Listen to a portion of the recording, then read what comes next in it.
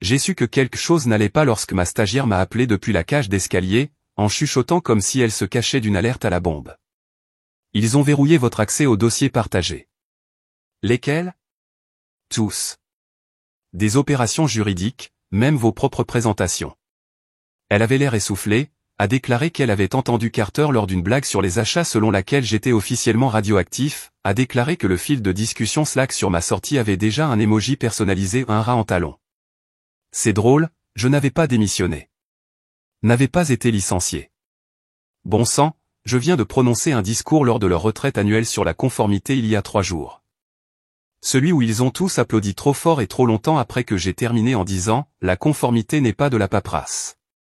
C'est du pouvoir déguisé en protocole. » Il s'avère qu'ils croyaient à cette phrase plus que je ne le pensais. J'ai raccroché, passé devant les parois vitrées de leur ferme d'Ego à concept ouvert. Mon nom manque déjà sur l'écran du hall.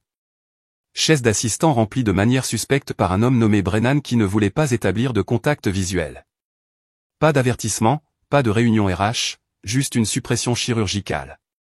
Quand je suis revenu à mon bureau, mon laissez-passer d'immeuble a clignoté en rouge. J'ai dû appeler le concierge juste pour attraper mon parapluie. Celui que j'ai laissé derrière moi parce que j'avais confiance que je reviendrais lundi. La seule chose qui n'a pas été touchée était la plante que j'ai oublié d'arroser pendant une semaine. Même cela semblait confus. Le soir, LinkedIn était une zone de guerre d'adieu passif et agressif. Je lui souhaite bonne chance pour son prochain chapitre, reconnaissante pour les moments de collaboration. Les transitions sont une croissance déguisée. Sans contexte, sans explication, mais enfouie au fond d'un message de groupe privé destiné uniquement aux yeux du conseil d'administration et envoyé accidentellement à mon ancienne adresse email professionnelle, que quelqu'un a oublié de désactiver ou je l'ai trouvé. Un seul PDF. Objet, consultant externe en atténuation des risques face à face. J'ai cliqué, fait défiler, figé. Page 3, 5e puce. Mercé sera discrètement retiré de tous les projets actifs. Liste noire du pipeline de fournisseurs de conformité interne. Initier le langage face à face dans tous les départements d'ici le 1er mai. Aujourd'hui, c'était le 30 avril. Ils avaient prévu de m'effacer avant mon anniversaire. J'ai regardé l'écran tandis que l'adrénaline faisait paniquer mon café. Mais sous la piqûre, j'ai souri, parce qu'ils m'avaient mis sur liste noire de l'industrie sans m'en souvenir, j'écris le foutu livre de règles qu'ils prétendent tous suivre. Et quelque part dans un fichier qu'ils n'ont jamais lu se trouvait une clause avec mes initiales, qu'ils ont oublié de supprimer lorsqu'ils m'ont fantôme. Une clause qui signifiait que chacun de leurs certificats réglementaires avait une date d'expiration qu'ils ne pouvaient pas dépasser. Et j'étais sur le point de leur rappeler. Le premier domino est tombé à 8h14 précise, 2 jours plus tard. L'auditeur junior de Lexington Capital a envoyé un email à sa division des risques en pleine panique. Urgent. Notre autorisation antifraude a été signalée comme non vérifiée. Mercé Consulting n'est plus répertorié comme organisme de certification dans notre profil de fournisseur. Celui-ci comptait 5 dirigeants, dont 2 étaient déjà sur la glace pour avoir fait exploser les scores ESG au dernier trimestre. Puis sont venus les appels. Tout d'abord, de la part d'un directeur de la conformité qui a un jour fait une blague sur ma voix stridente dans une salle de réunion pleine d'hommes qui riaient comme s'ils n'avaient pas bâti leur carrière sur mes PowerPoint. Léna, dit-il en faisant glisser les voyelles comme si nous étions amis, il y a eu une petite confusion de notre côté. Rien de majeur. Je me demandais simplement si nous pouvions obtenir un certificat révisé pour notre attestation ISO. Je l'ai laissé parler, je l'ai laissé se tortiller, je l'ai laissé entendre que j'avais oublié de cliquer sur une case comme si j'étais toujours son assistante, pas la femme dont les initiales étaient codées dans les modèles de conformité de 22 Fortune 500. Lorsqu'il s'est finalement tu, j'ai répondu catégoriquement, je crains que Mercé Consulting n'ait subi une restructuration interne. Vos dossiers sont en cours d'examen. Je vous informerai si et quand une recertification deviendra possible. Cliquez. Vers midi, la panique était virale. Des emails ont fuité. Les discussions internes ont été supprimées. Quelqu'un m'a transmis un message Slack de Greenmore Logistique dans lequel leur responsable juridique criait en majuscule « Qui diable a approuvé la mise sur liste noire de la femme qui signe littéralement nos confirmations d'assurance responsabilité ?» Personne ne l'avait fait. C'était la partie la plus délicieuse. Ils avaient tous supposé que quelqu'un d'autre avait appuyé sur la gâchette. Les lâches ne vérifient jamais le canon. Ils prient simplement pour que la balle atterrisse dans un endroit sûr. Pendant ce temps, mon bureau bourdonnait comme un casino. Mel, bulldog des affaires réglementaires et accro à la caféine, était allé en terre brûlée, vérifiant l'intégralité de notre liste de clients avec une vengeance habituellement réservée aux ex-maris. Elle a ouvert ma porte à coups de pied, tenant 3 classeurs. Voulez-vous d'abord du sang ou de l'humiliation? Surprenez-moi. Elle sourit. Westbrook International a falsifié des données lors de son audit DI l'année dernière. Vous l'avez signalé. Ils ont versé un pot de vin pour que cela soit occulté. Prouvez-le. Déjà transmis au comité d'éthique de la SEC. C'est ainsi que les comptes avaient commencé. Mais voilà ce qu'ils n'ont pas compris chez moi. Je ne crie pas. Je ne menace pas. J'écris. Je construis des forteresses juridiques avec des règlements et des petits caractères. Et quand je brûle quelqu'un, c'est avec le feu lent et poli d'une bougie qui fond dans le marbre. Je me suis dirigé vers la fenêtre de mon bureau, j'ai observé les tours où mes anciens clients sirotaient nerveusement un expresso hors de prix tout en priant pour que leur risque interne ne déborde pas. Ils pensaient que me mettre sur liste noire serait propre, silencieux et stratégique. Mais ce qu'ils avaient fait en réalité, c'était d'envoyer leur propre séquence d'autodestruction. Et ils n'en étaient qu'à la première étape. Vendredi, ils mendiaient. Pas en public. Non, pas encore. Cela nécessiterait le genre de colonne vertébrale que ces gens ne développent qu'après des procès. Mais les emails privés, oh, ils étaient délicieux. Des lignes d'objets telles que « demande de clarification urgente »,« rôle de surveillance de Mercé ». Rechercher des options de réintégration immédiate d'une femme à l'autre. Cette dernière vient d'Amanda Glay, la même lampe à gaz de Marc Harvard en talons chatons qui a levé les yeux au ciel au milieu d'une réunion et a dit « Lena, ne vous offensez pas, mais la conformité n'est pas une personnalité. » Maintenant, elle m'envoyait des copies numérisées de son calendrier personnel, marquées de la mention « critique de Lena », écrite au stylo rose, comme si j'étais une sorte de fée marraine d'entreprise. Elle a terminé avec « heureuse de déjeuner et de réinitialiser ». Réinitialiser. Chérie, ce n'est pas un routeur. C'est votre carrière. Mais je ne l'étais pas après le déjeuner. J'étais après la pourriture. Pourriture silencieuse, systémique et irréversible. Le genre qui commence dans les fondations et ronge le câblage avant que quiconque ne sente la fumée. Donc, je n'ai pas répondu à Amanda. Au lieu de cela, j'ai appelé Tran Pharma, un régulateur de niveau intermédiaire avec une rancune et une mémoire comme un putain d'éléphant. En 2018, Amanda avait mis à profit ses recommandations d'audit interne pour conclure un contrat de conseil avec le cabinet de son mari. La trace écrite était subtile, mais pas assez subtile. J'avais les emails. J'avais les horodatages. Ironiquement, j'ai fait rédiger la clause de dénonciation par Amanda elle-même. 30 dis-je, je ne demande pas de faveur. Je te donne juste les clés d'une porte très intéressante. Il marqua une pause. Et jusqu'où va-t-il? Au-delà de tes genoux. Peut-être jusqu'au cou. Cliquez. Dimanche soir, le nom d'Amanda est apparu sur un fil de discussion anonyme Reddit concernant l'exposition aux risques internes dans le cadre de fraude ESG d'entreprise. Lundi matin, elle avait effacé ses réseaux sociaux. Mardi, Greenmore avait suspendu 4 expéditions en attente à travers l'Europe en raison d'une suspension temporaire de conformité. Et c'est là qu'ils ont appelé. Ceux-là même qui avaient enfoui mon nom dans un PDF comme s'il était radioactif. Ceux-là même qui pensaient que m'exclure leur donnerait un conseil d'administration propre et un récit trimestriel plus solide. Un homme nommé Julian, PDG de Foresight Partners et colonisateur de golf à temps partiel, a laissé un message vocal qui sentait le désespoir et l'eau de Cologne trop chère. Lena, soyons civils. Toi et moi savons tous les deux que tu es trop intelligent pour ce genre de vendetta. Réalignons-nous. Réaligner. Dieu. Les hommes comme lui aiment les verbes qui ne veulent rien dire. Je l'ai laissé reposer 2 jours. Laissez-le respirer l'odeur de son propre levier en décomposition. Ensuite, j'ai renvoyé une ligne. Le réalignement commence par une rétractation publique et un virement bancaire à Mercé Holdings pour violation de la clause 7B. 1 heure plus tard, il a envoyé un email. Parlons des termes. Mais je n'étais pas intéressé à parler. Ce qui m'intéressait, c'était le timing, car ce coquin de n'avait réalisé, ce coquin de ces fraudeurs qui polissaient l'Empire n'avait pris en compte, c'était que je n'avais même pas commencé. Les véritables dégâts sont survenus ensuite et cela a commencé par une fête d'anniversaire. Le mien. La liste des invités était triée sur le volet, comme dans une salle de guerre.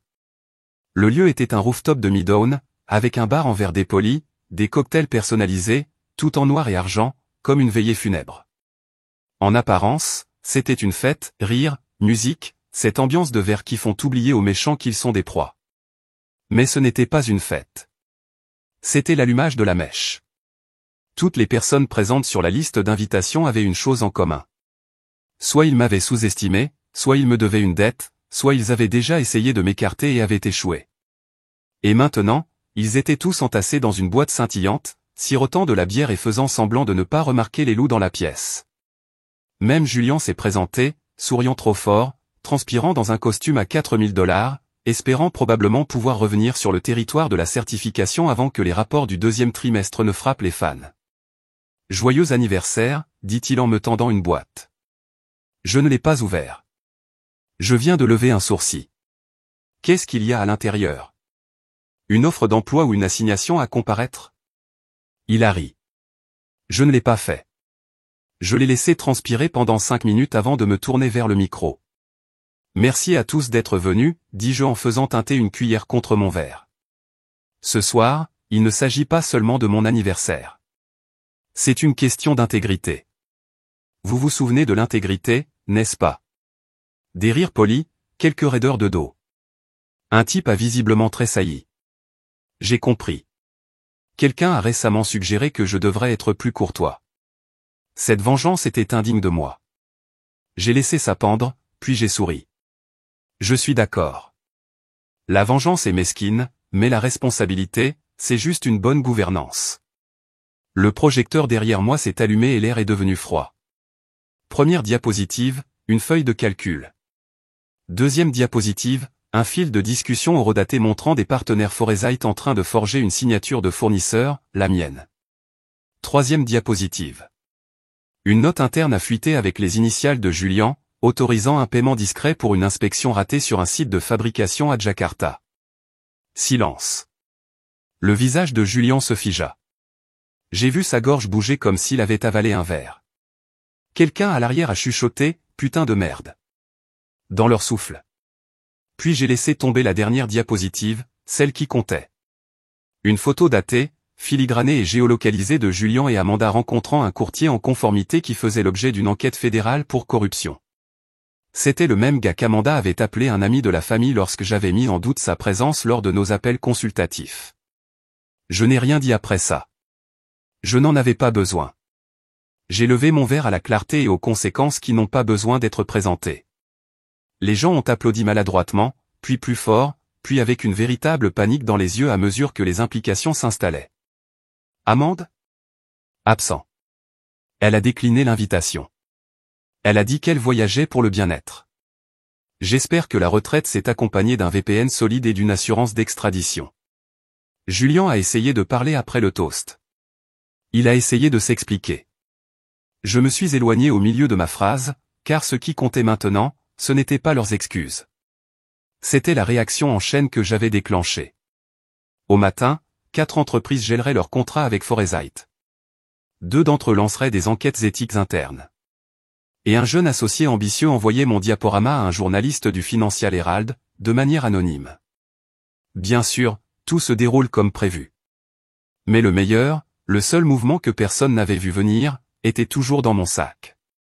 Une clé USB intitulée Final. C'était un mardi où la clé USB a fait de véritables dégâts. Pas en fanfare, pas avec une séquence de piratage hollywoodien. Juste un téléchargement silencieux. 4 fichiers. Pas de mot de passe, pas de filigrane, envoyé depuis un ordinateur portable graveur dans un WeWork où personne ne connaissait mon nom.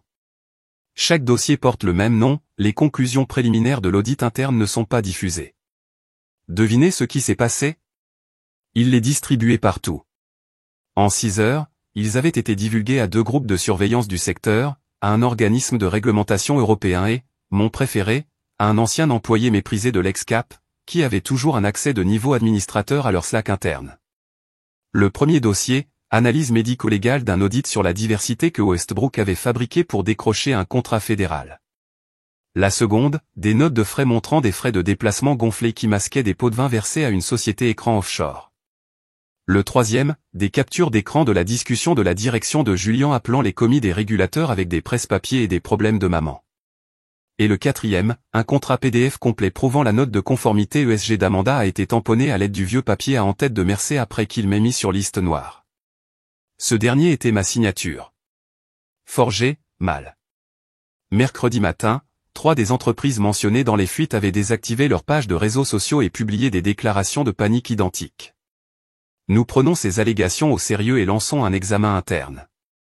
Le genre de haïku d'entreprise qui signifie que nous sommes foutus et que les avocats transpirent. Mais je n'avais pas fini. Pas encore. Parce que j'avais gardé un appel de plus un nom qui pourrait mettre le feu à toute la forêt si je le murmurais simplement à l'oreille droite. Son nom était Jonah Hart, rédacteur en chef du Financial Herald. Finaliste du Pulitzer. Il m'avait déjà envoyé un email pour me demander un devis sur un scandale de chaîne d'approvisionnement auquel je refusais de toucher. Je les fantôme alors. Maintenant, je lui ai tout envoyé. Propre, organisé, étiqueté. Je n'ai pas seulement fui, j'ai appris à l'histoire comment marcher. Il m'a appelé 5 minutes plus tard. Bon sang, merci. Bien sûr que tu veux que cela remonte à toi. Je ne veux pas de crédit, dis-je. Je veux des conséquences. Et je pouvais entendre le sourire narquois dans sa voix, heureux d'obliger. L'article est tombé 2 jours plus tard. Première page, numérique et imprimé. L'illusion de la conformité, comment l'ESG est devenu un écran de fumée pour la fraude en entreprise. Il a cité des noms, montré des reçus, établi des chronologies, mais surtout, il a brisé le mythe selon lequel l'industrie pourrait fonctionner sans des gens comme moi. Ou plus précisément, sans moi. Je n'ai pas répondu à mon téléphone ce week-end. Laissez-le sonner jusqu'à ce que la messagerie vocale soit remplie.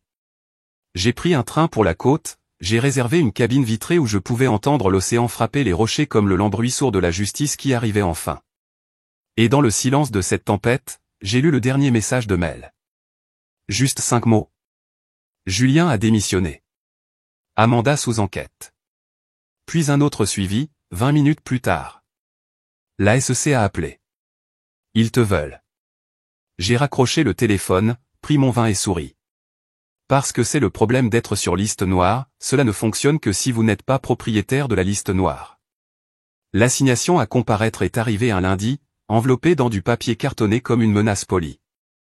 Remise en main propre par un homme en costume gris qui avait l'air d'avoir passé toute sa carrière à boire du café tiède dans des pièces sans fenêtre. Il n'a pas dit grand-chose. Je viens de me le tendre et j'ai hoché la tête une fois, comme si nous étions tous les deux impliqués dans la blague. Je n'ai pas bronché, je n'ai pas cligné des yeux, je l'ai juste remercié et j'ai fermé la porte. À l'intérieur, l'entête brillait comme un feu, United States Security and Exchange Commission. En dessous, demande de déposition volontaire, Miss Lena Mercé. Pas une menace, pas un avertissement, une invitation. Ils ne l'ont pas étendue aux personnes qu'ils voulaient détruire, mais à ceux qui tenaient les matchs et savaient exactement où les corps étaient enterrés. J'ai amené Mel avec moi. Elle est entrée dans cette pièce stérile comme si c'était un spa. Assis en face de la table. 2 enquêteurs, un avocat et un sténographe qui n'a pas levé la tête une seule fois. Mademoiselle Mercé, commença l'homme, pouvez-vous confirmer votre rôle dans la certification des rapports ESG d'entreprise suivants au cours des 3 derniers exercices? Je n'ai même pas jeté un coup d'œil au dossier qu'il avait glissé sur la table. Je me suis simplement penché en avant et j'ai dit, voudriez-vous entendre parler des entreprises fantômes qui acheminent les fonds par les ventres? Les faux partenariats environnementaux soutenus par des séances de photos et des calculateurs de carbone que personne n'a jamais vérifiés? Ils ont cligné des yeux. Mel fit glisser une clé USB sur la table. Même étiquette, finale. Ce document contient des notes internes, des audits non publiés et des journaux de risque signalés que Mercé Consulting a collectés mais qui n'ont jamais été traités car ils étaient politiquement gênants. La pièce resta immobile. Pourquoi maintenant? Demanda l'un d'eux, prudent. Je croisai son regard. Parce qu'ils pensaient pouvoir m'effacer. Parce qu'ils ont falsifié mon nom, m'ont exclu et ont bâti leur empire sur une éthique performative, et parce que je veux que le monde sache que la conformité n'est pas un accessoire. C'est une arme. Et ils l'ont donnée à la mauvaise femme. 3 heures plus tard, ils nous ont raccompagnés en personne.